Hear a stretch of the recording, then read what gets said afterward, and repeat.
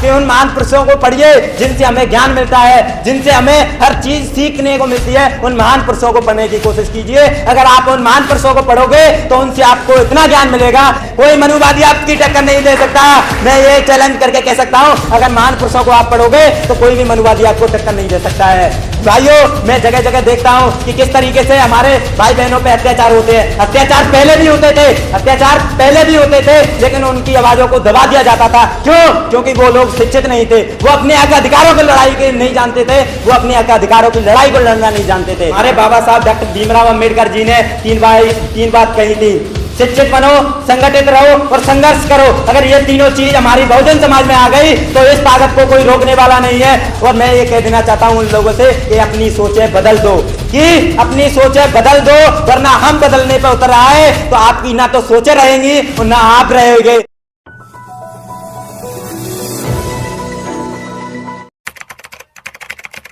मैं अपने महान गुरुओं को, महान व्यक्तियों को मैं उनके चरणों में नमन करते हुए मैं अपनी बात रखना चाहता हूं कि लहरों से डर के नौका पार नहीं होती और कोशिश करने वालों की कभी हार नहीं होती है क्या हार?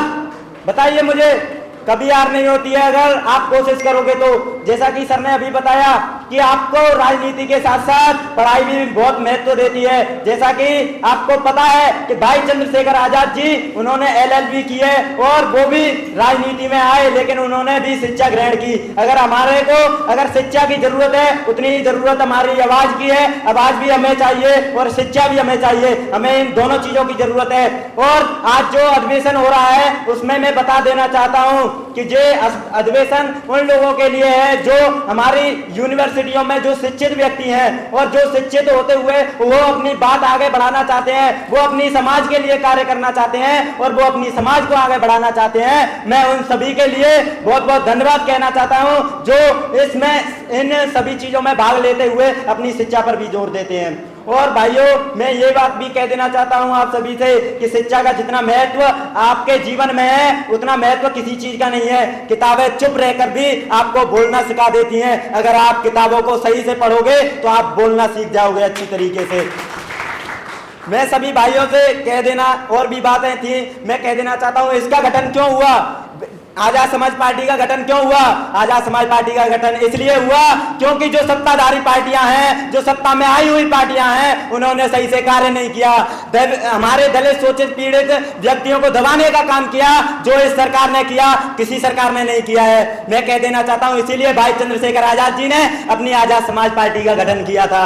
और ये इस पार्टी का मकसद यही है कि दबे शोषित व्यक्तियों को ऊपर उठाना, उनकी आवाज को बुलंद करना और उनकी बातों को ऊपर रखना, सर्वोपरि रखना उनकी बातों को, और शिक्षा पे जोर देना। भाई चंद्रशेखर आजाद जी ने शुरुआत शिक्षा से ही की थी और शिक्षा से ही इसका महत्व रहता है और शिक्षा ही इसका मूल जड़ है। भाई हमारे बाबा साहब डॉक्टर भीमराव अंबेडकर जी ने तीन बात कही थी, शिक्षित बनो, संगठित रहो और संघर्ष करो। अगर ये तीनों चीज हमारी बहुजन समाज में आ गई तो इस ताकत को कोई रोकने वाला नहीं है, ना ही कोई रोक सकता है। इस ताकत को कोई रोक सकता है क्या?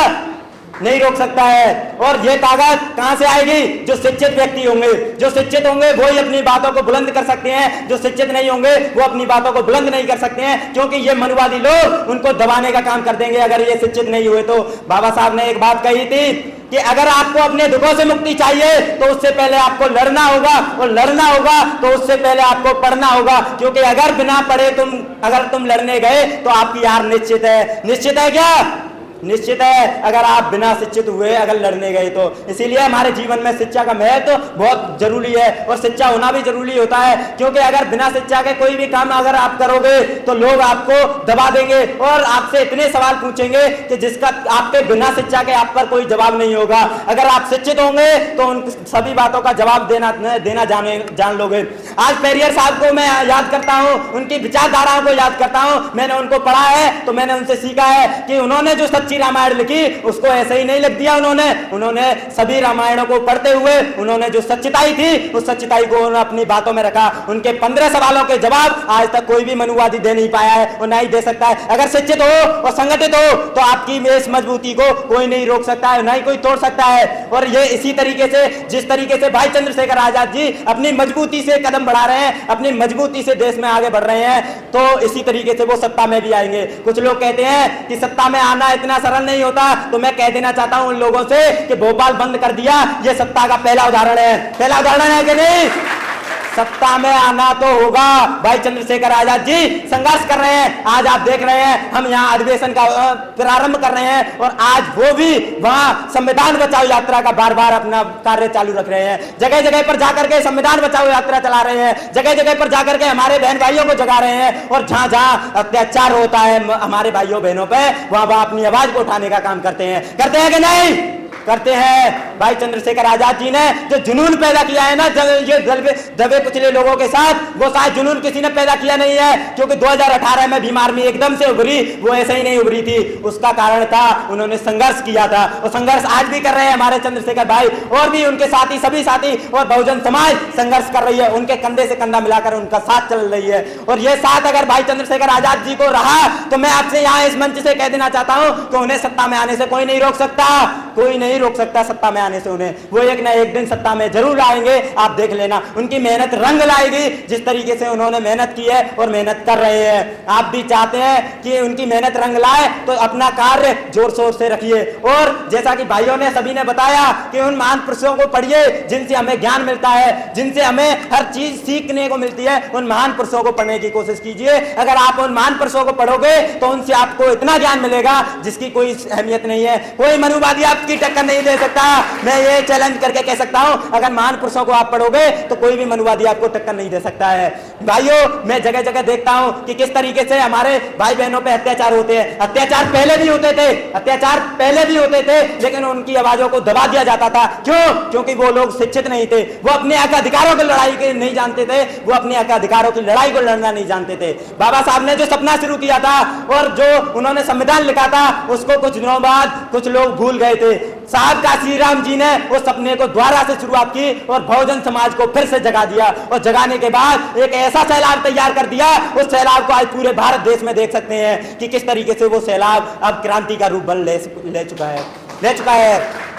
भाइयों, अगर तुम इसी तरीके से संघर्ष करते रहे तो मैं इस दावे के साथ कह सकता हूं हमारी भी सरकार आएगी। और जो मनुवादी लोग हैं जो कहते हैं कि हम संविधान बदल देंगे, तो मैं उनसे कह देना चाहता हूं कि आपकी औकात नहीं है कि संविधान बदल सकते हो, क्योंकि संविधान में ही लिखा हुआ है कि संविधान बदला नहीं जा सकता है, उसमें संशोधन किया जा सकता है, जो कि हमें आप सभी को पढ़कर पता चलेगा। और मैं ये कह देना चाहता हूं उन लोगों से कि अपनी सोचें बदल दो, वरना हम बदलने पर उतर आए तो आपकी ना तो सोचें रहेंगी और ना आप रहोगे। आपके जो हमारे जो विचार हैं वो महान पुरुषों से बने हैं। हमारे जो विचार हैं वो उन महान पुरुषों से बने हुए हैं जिनकी टक्कर आज तक कोई नहीं ले पाया है, और ना ही उनके सवालों का कोई जवाब दे पाया है, और ना ही कोई दे सकता है उनके सवालों का जवाब, क्योंकि उनके जो ज्ञान पैदा किया था, जो उन्होंने आत्मज्ञान से जो बुद्धि प्राप्त करी थी, जो ज्ञान प्राप्त किया था, उनके सवालों से, उन्होंने अपने तर्कों से पूरे देश में एक नीली क्रांति का आगाज किया था। और उस आगाज को आप देख सकते हैं किस तरीके से वो आगाज चल रहा है। आपसे मेरा एक ही निवेदन रहेगा कि आप कंधे से कंधा मिला करके अपने सभी भाइयों का साथ दें और सभी भाइयों को आगे बढ़ाने का काम करें। जैसा कि मैं पुराने समय में सुनता रहता हूं कि वहां पर हमारे समाज को एक दूसरे का खींचने का काम करते हैं, उसे आगे नहीं बढ़ने देते हैं। तो मैं आप समाज से कह देना चाहता हूं कि अगर आप उनका कंधे से कंधा मिलाकर आगे बढ़ाने का साहस करोगे, तो मैं गारंटी के साथ कहता हूं आप भी उनके साथ चेहरा चमकेगा, आप भी आगे बढ़ोगे और उसका भी नाम रोशन होगा और समाज का भी नाम रोशन होगा। समाज एक ऐसी चीज होती है जो कि बहुत बड़ी चीज होती है, जो कि क्रांति के बहुत योगदान देती है। मैं अपनी बातों को यहीं पर विराम देता हूं। जय भीम।